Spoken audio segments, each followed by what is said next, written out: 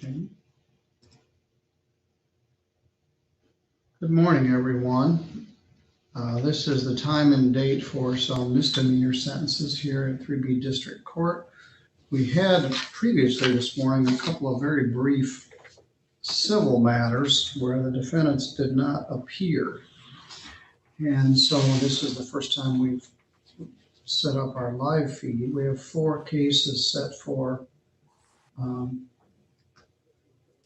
11 o'clock. Good morning, Jordan. Thank you for the heads up with your circuit court conflict. But it looks like that worked out. It did, just in time, Your Honor. Thank you. Thank you to Judge Stutzman.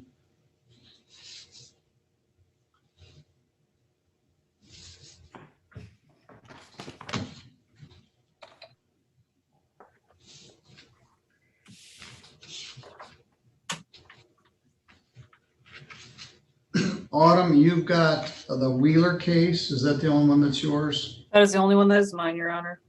All right. We'll let the clock tick it for a minute or two. Jamie Ketchum is logging in. She's represented by Ms. Hines. Jordan has just 1, Lori has 2, and Mr. Davidoff has 1. I am the only PO here today as well, so if Mr. Frazine has one, he will not be attending. All right, he sent one, but he didn't, I think it was him, he didn't sign it. I think he did Perry White.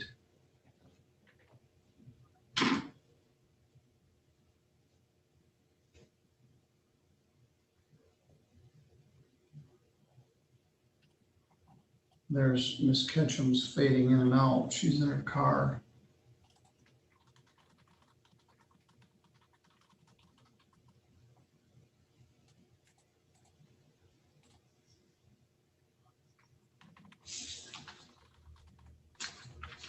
Why don't we start with People versus Olga Alexandrinova Wheeler.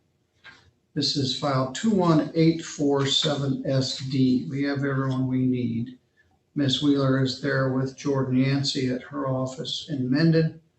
Deborah Davis is here at the courthouse, and Autumn Kiefer is here also. This is an operating while intoxicated original charge, which allegedly did occur on April 23rd. The defendant entered a plea to impaired driving. The matter was scheduled for sentencing today. This could have been charged as a high blood alcohol level, but it was charged as a regular OUIL and reduced to impaired. Autumn has prepared a screening report and made an interesting recommendation. Jordan, we'll start with you. What would you like me to know? Thank you, Your Honor. We did get a copy of Ms. Kiefer's report, and I have reviewed that with my client.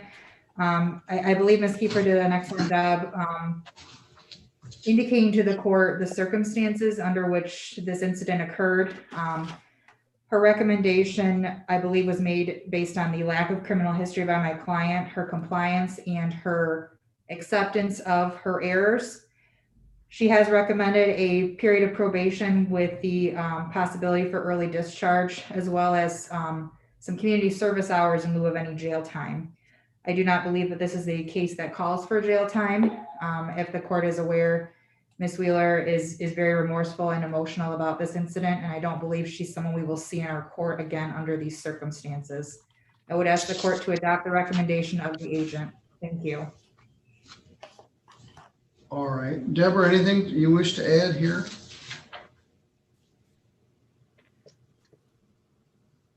Your Honor, I read the recommendation. I understand that Ms. Wheeler has had some pretty significant traumatic issues going on in her personal life.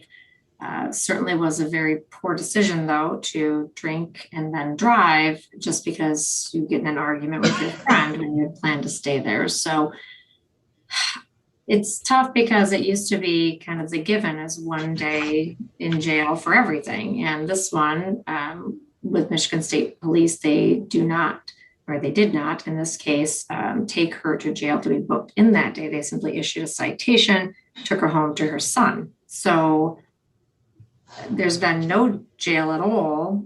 And I know she has no criminal history. but I'm not seeing, with it being a high blood alcohol, a compelling reason to not have at least that one day in jail that practically everybody gets. So with that, I'd leave it to the court's discretion.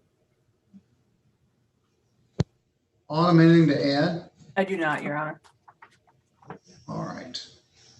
I think it is very unusual, Ms. Wheeler, that you didn't get taken to jail. But there were some circumstances. Fortunately, you didn't hurt yourself or anyone else. Is there anything you wish to tell me? You want to say something, Ken? I apologize for what everything happened, and it's never going to happen again, never, because I learned my mistake, and I'm not going to drink at all, no matter what holiday or what, because I'm always trying to live by the rules, do everything what supposed to, and last couple of weeks, it was very hard on me because I know it's wrong. I know it's no excuse for what I've done, but it's never going to happen. All right. I am going to follow Autumn's recommendation almost to the letter. I think she made it calculating the fact that there was not jail. I'm going to order 12 months probation. The defendant could be discharged at the end of 6. 7 days credit 0, leaving 7 days to serve, and of the 7 days, 7 are deferred. There is a $300 fine, a $75 crime victims' rights fee, a $50 state minimum fee, a $100 screening fee, $150 attorney fee. Your Honor, I was retained on this matter. All right, I'll take that out. Thank you. $480 probation oversight fee, which could be reduced. $200 reimbursement to St. Joe County Sheriff's Department. I believe that goes to MSP. Well, it says sheriff, but I think it maybe is MSP. Thank you, Debbie.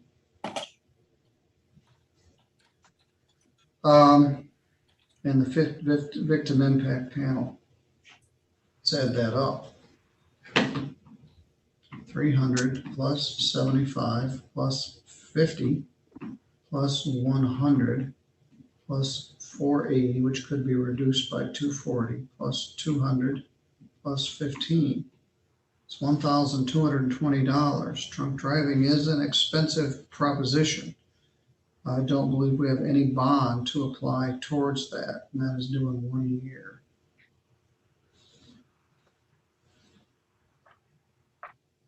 I'm going to order that you not use any alcohol or any controlled substance, and you take a test upon demand of any police or probation officer or as ordered.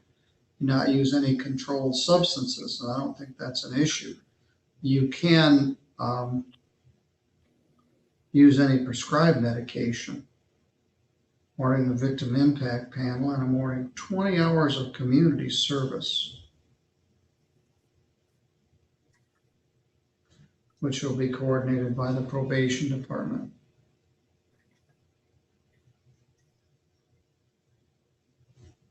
I tend to believe what you say, Miss Wheeler, that this will be the last time I see you. This is not a pleasant experience. It's embarrassing, humiliating, expensive, problematic for your license, which will be restricted, will allow you to drive back and forth to work.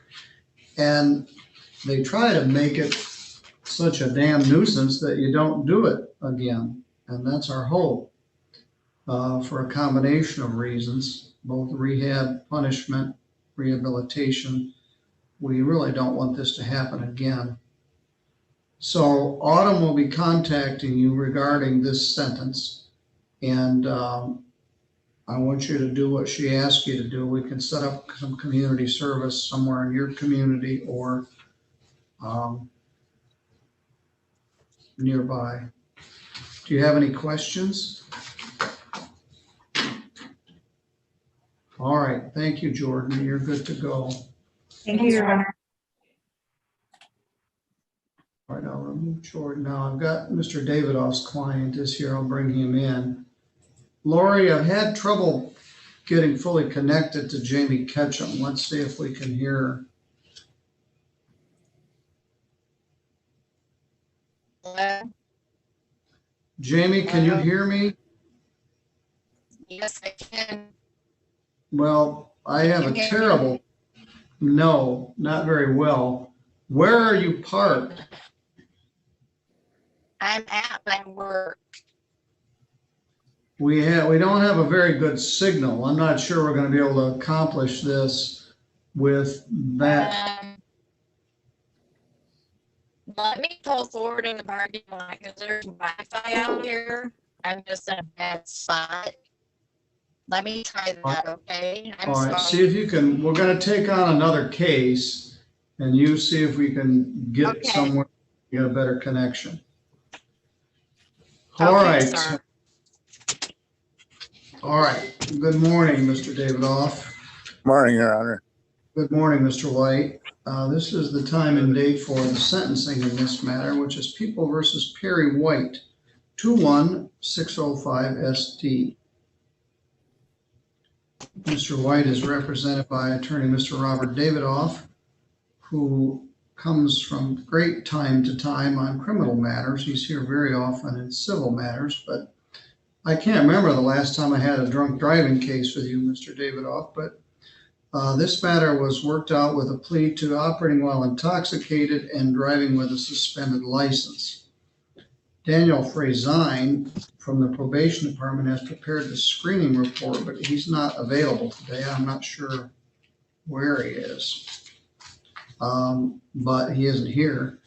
I learned some things that I did not know. I learned that defendant had a drunk driving in 2019 and he has another one pending in Las Vegas, which colored Mr. Frazine's recommendation here. Mr. Davidoff, what would you like me to know? I don't believe there's any validity to the Las Vegas charge. Apparently, Mr. White was passed out in the vehicle, which was not running, and believes that he will be found not guilty of that charge in Las Vegas. He is planning eventually to appear and deal with it, although he would prefer not to at this point, given the recommendation for 50 days in jail, which I believe he's willing to agree with, and hopefully he'll be able to get work-related release. Well, Mr. Frazine is recommending that. Perry, can you get from the probation center in Three Rivers to your place of employment? No, I was wondering if I could if I was hoping I would just be able to do weekends.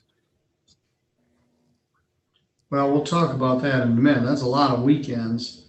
That's a year's worth of weekends from what he's recommended. All right. Deborah, do you have a thought regarding this?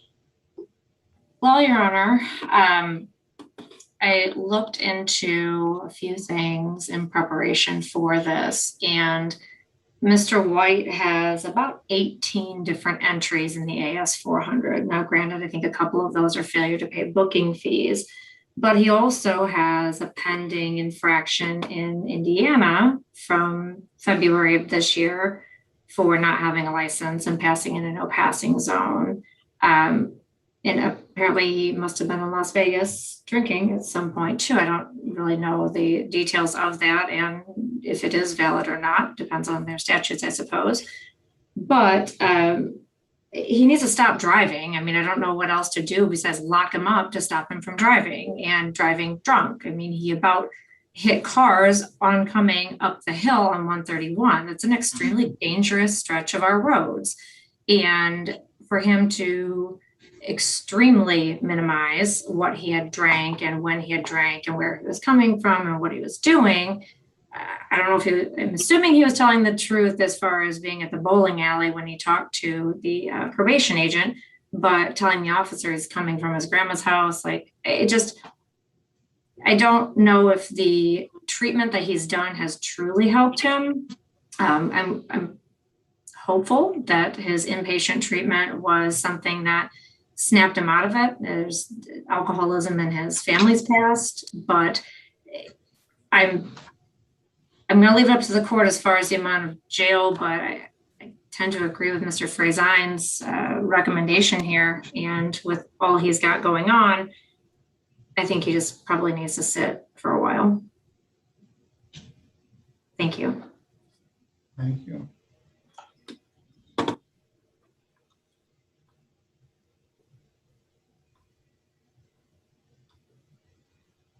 Oh, I did have one more thing, Your Honor.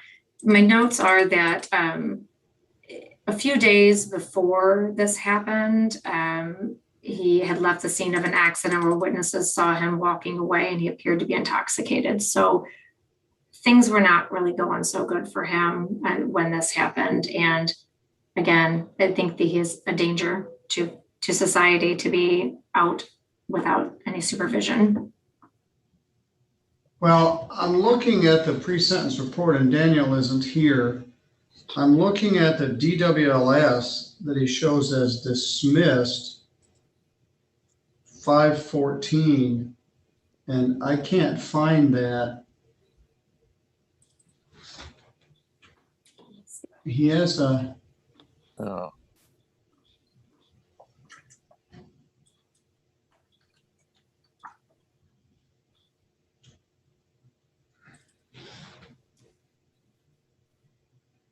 he had allowing another to violate the motor vehicle code.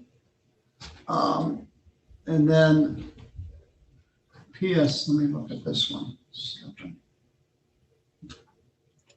The one that I'm talking about is showing as in screening still. I'm not sure. It was sent for further investigation to the officer. What's the date of the driving on that one? That one is, sorry, let me get back to get that. the It was in sound on March, here. March 17th, 2021. St. Patrick's Day. There was an accident involved, All right, so that's there's some the we're one that waiting you're for. talking about.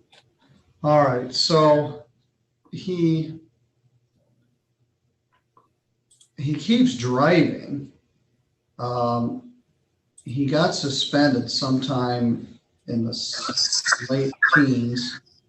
He got a operating allowing another in 2017. He got another allowing another in March of 2021. Then he got under investigation for another one on March 17th of 21. And then this happened on March 21st of 21. And he also has one in Indiana where he's driving with no license. So all of that baggage kind of accumulates. All right, Mr. White, what would you like to tell me? I was going through a bad time during that period of time.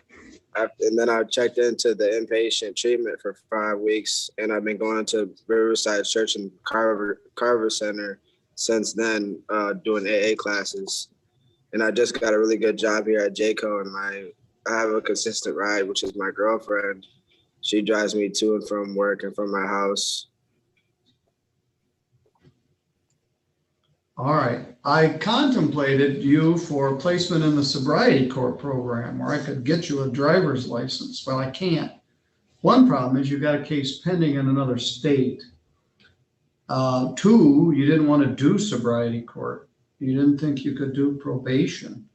I would like to have you in the sobriety court program, but I can't do it where you have a charge pending and you don't want to do it. So I'm not going to put you on probation. I am going to order 31 days in jail, credit 1, leaving 30 days to serve. We can do it on weekends, or I would prefer work release. I have to order at least 30 days for you to be eligible for work release. I don't need to order 51, but I'm not gonna do 25 weekends either. Maybe we can accomplish this. There's a $300 fine, a $75 crime victims' rights fee, a $50 state minimum fee, and a $100 screening fee.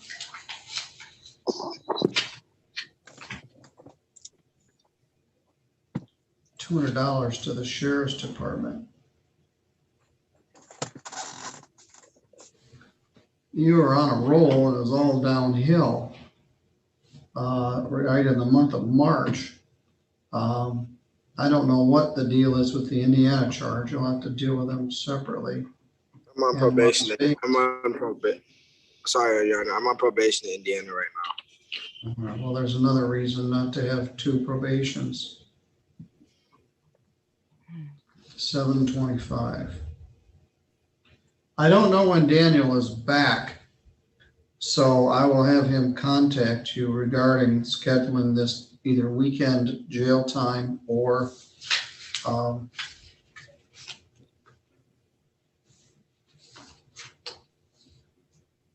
probation center.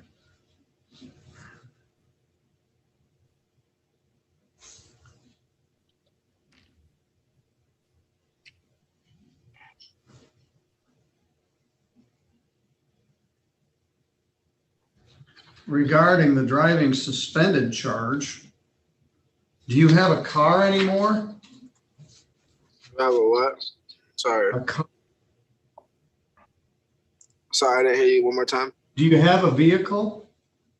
I do have a vehicle, but it's at my mom's house. She's holding on to it. It's gonna be a long while before you're gonna be eligible to drive. This second drunk driving is gonna revoke your driving privileges.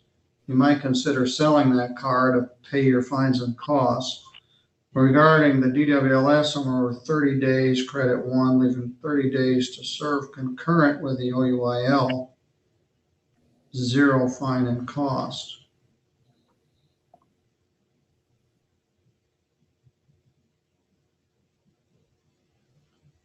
And also is eligible for weekends or work release.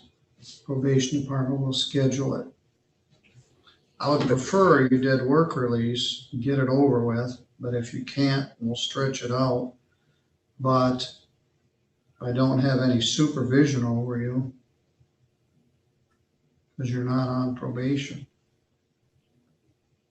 But I am on the probation of the state, so that's supervision. Yeah, that's all right. I'm glad you're doing the alcohol counseling and treatment. That's certainly gonna make your life better. But stop driving a car. All right. Your Honor, when is that jail going to start? And can we do a 30-day non-reporting just in case? All right, 1 month non-reporting probation. We just had one of these, Deborah, where the guy did not appear. There's a bench warrant out for him.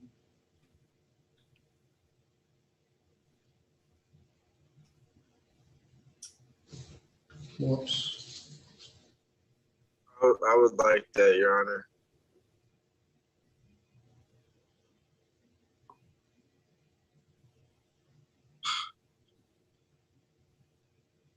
Meaning if you don't do your jail time, I can revoke your probation and give you up to 93 days in jail. That's a little extra incentive to do what you need to do.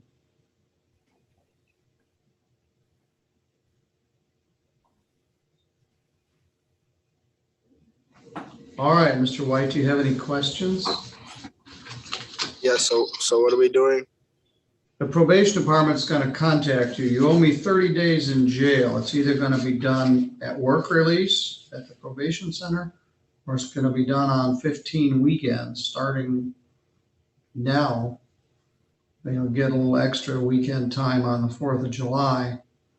My preference would be work release, but if you can't get back and forth, we're gonna do weekends. Daniel's position was there are so many trailer factories hiring right now that you could get another job shortly enough. However, you've got transportation to this place. They're paying a decent wage. And if you can keep your job, I guess we're all better off for that. All right, probation officer Frazan will be contacting you. Thank you. So there's no way I could do non-reporting probation or just get on probation here, like. Well, what do you want me to do? Pat you on the head and say, don't do this anymore? Non-reporting probation isn't good for anything.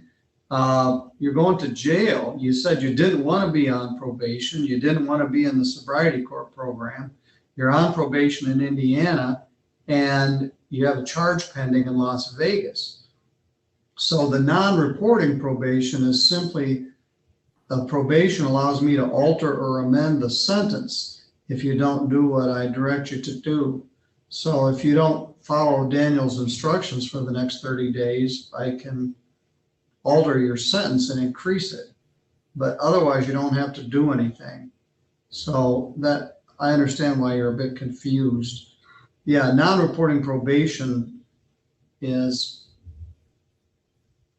used very sparingly and it doesn't carry any impact. So no, I wouldn't put you on non-reporting probation and say, go and sin no more. You got too much baggage. All right, Mr. White, Daniel will be contacting you. Make sure you have your contact information updated with Mr. Frazan, please. I think he's Okay. got it. All right, thank you. Thank you. Thank you, Mr. Davidoff. Thank you, Your Honor. All right, Lori. Ms. Ketchum has been waiting. Jamie, can you hear me now? Yes, Your Honor, I can hear you. All right, that's better. Lori, Marcus Taylor is not here, so we'll address that in a moment. This is the time and date set for sentencing in the matter of People versus Jamie Yvonne Ketchum. Ms. Ketchum has made all of her court proceedings, and I've seen her quite a bit here lately. This matter was set for sentencing this morning on a charge of domestic violence. Defendant was charged domestic violence second offense. She did the anger management program previously. This was reduced to a first. I'm not sure what to do here, Deborah. I hoped you had some updates for me from CPS or otherwise or someone. But Lori, let's start with you. What would you like me to know? If you remember from the plea, Jamie indicated she was working with CPS, Miranda Fosters. They're in the home. They're doing counseling. Kids are in the counseling. She had a stroke, and she said the stroke really has just changed her personality and how she's dealing with stress in life. I know she's got some medical issues that she needs to deal with. She's worried that another strike can strike anytime. A stroke could strike anytime. She's not trying to minimize what happens, but she said, I'm off work, things are stressful, and my health isn't good. So, and then it's also, she's raising stepchildren. The father's not even in the home. So it's my understanding that Miranda fosters the ongoing CPS worker and there's services in the home to help the family. So we would just ask for fines and costs that my client continue to work with all requirements of Child Protective Services at this time. Thank you. Deborah, what's your thought? Well, the last notes on my file are that CPS, as of the end of May, said that Jamie was not involved in counseling. Services were not going well. So I don't know. I think it's an unusual situation that she's got this 15-year-old girl from her ex living with her. She might be in over her head a little bit if she's got this going on with her health and then having this child there. I don't know what to make of CPS services involvement if she's not doing the counseling. So maybe the child is because she's on the consent probation herself. But this, I don't have an answer, I guess. This is one where if we send her to jail, I don't know what's going to happen with these kids. I mean, I guess CPS can figure that out if it's an issue. if she's on probation, I want it to be more than just poor reports from CPS third hand that says that she is not cooperating. I want it to be known sooner so that we can get. I don't know whether she is or isn't cooperating. I didn't order a pre-sentence report because maybe I should have. CPS was involved. I was hopeful there would be some update. So we've got conflicting stories. Is the child on consent probation because of this incident? Yes. So that, you know, they were fighting over a dog, what they were going to do about this dog. And the girl hit her stepmother, and the stepmother is the adult, and then responded, and they both got charged. But I think the girl hit her pretty good. Another child had to break it up.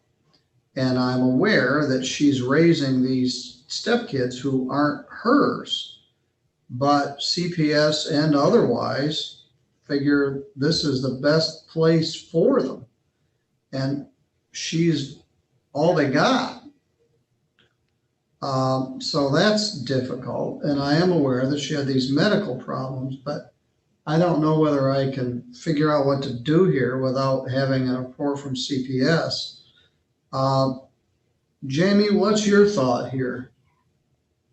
I am doing counseling. Can I say something about my CPS worker?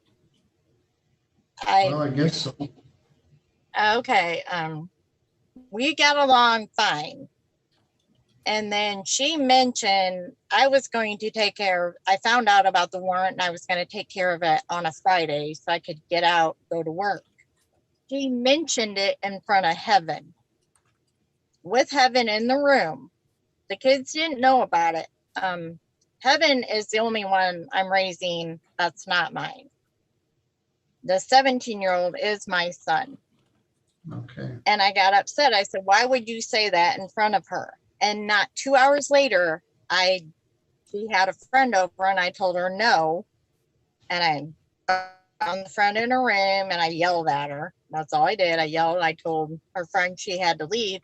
And I went in my bedroom and my son knocked on the door and said the police were there. So they called, they didn't know about the warrant. Somebody called the police and they arrested me then. So I went above Miranda on her supervisor and he didn't do anything about it. But my therapist's name is Michelle and it's through Oakland, who I've used in Elkhart, Indiana for my psychiatric and my therapy. So I don't know where I signed a release. I got it signed late because I'm doing virtual. All right. How long were you in jail? I don't remember. Just overnight? Just overnight, Your Honor. All right. I'm going to order a 12-month probation, and it could be discharged earlier. You already did anger management, so I'm not going to order it again. And I think you did a good job on it. I think you did Matt's program, and you told me that you thought it was worthwhile. Yes. But I'm going to order that you cooperate with CPS.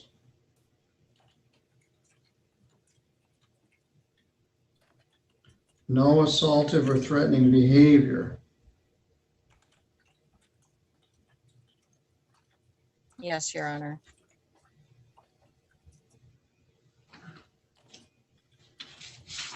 And we're in this precarious position where this child is still in your care. And now it sounds like, well, if they do something you don't like, they call the police. Well, there's another thing to that. When I got arrested, my mom was there. My mom was living there. And Heaven went to the friend's house. The child went to the friend's house because Miranda, the CPS worker, said she was in proper care of an unsupervised parent. My mom has been in her life for 13 years, and they send her to her friend's house her parents not nothing, and Miranda was giving her information on my bond information when I got out. When I had to get her dad up there to retrieve her. She had been up there a week. She wouldn't come home, and they called the police on us. Well, Sydney, Kevin's probation officer, told Charles, if you have to involve the police, call them. And we sat there 30 minutes, and they sent a St. Joseph County officer. Well, And this they is a asked for all my difficult situation. All right, difficult situation without a good solution. No assaultive or threatening behavior, no drugs and no alcohol. And I don't believe they were involved in this. Testing as directed. Comply with CPS or family court directives.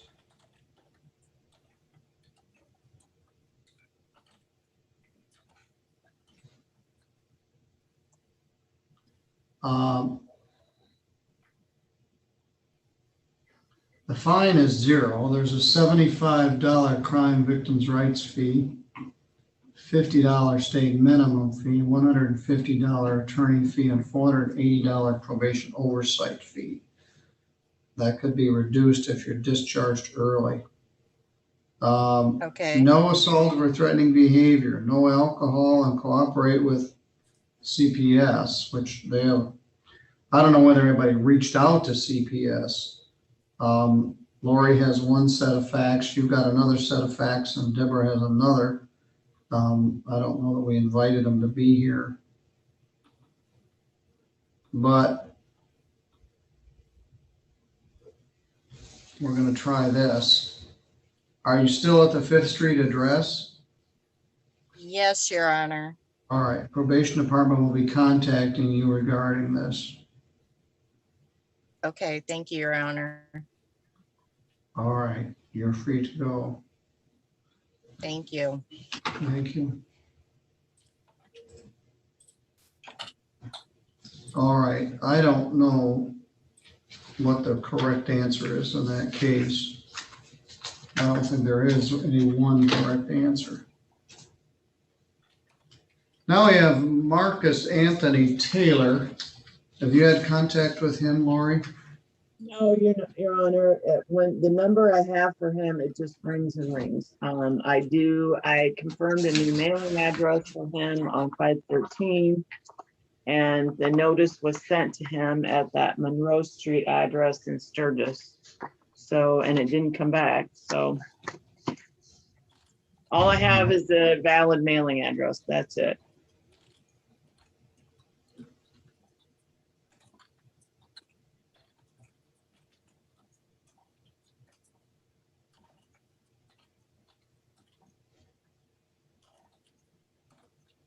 He's got other issues. He's failed to appear multiple times. He's done 4 days jail for previously failing to appear. I let him out.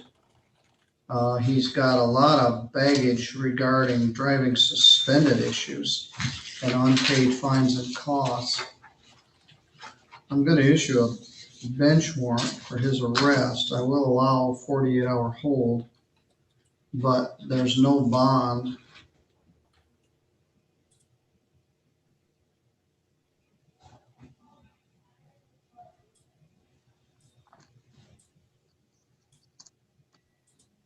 I expected him to be here, but like I said, he's missed multiple times. I keep letting him out and he keeps not appearing again. I guess maybe it's my own fault.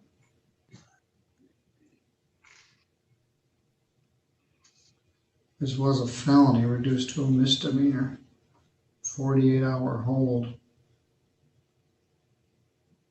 if you do get a hold of him. Otherwise, the warrant will issue for his arrest with no bond on Wednesday.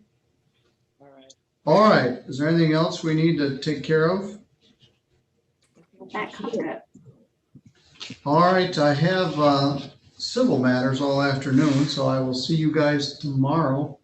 I'm the prelim judge tomorrow, so I don't know what's going on with those. I All sent right. emails this morning about a few of those that were still showing on the docket. Oh, you So- sent it to us? Yes, so the one was, Oh, here it is. Well, Elkins is the one I just saw. yeah. And then for some reason Travels was still showing on there, but I double checked and I had already signed the information. So if there's something else you guys need from us, let me know. Which one's that? David Traddles, Oh, that's done. yeah, he waived and I signed the information back on the 15th, so I don't know. All right, I'll look for it. All right. All right. Thank you. I'll see you tomorrow. Yes, thanks, Your Honor. All right, we'll stop the live feed. We'll take a break for lunch. Be back.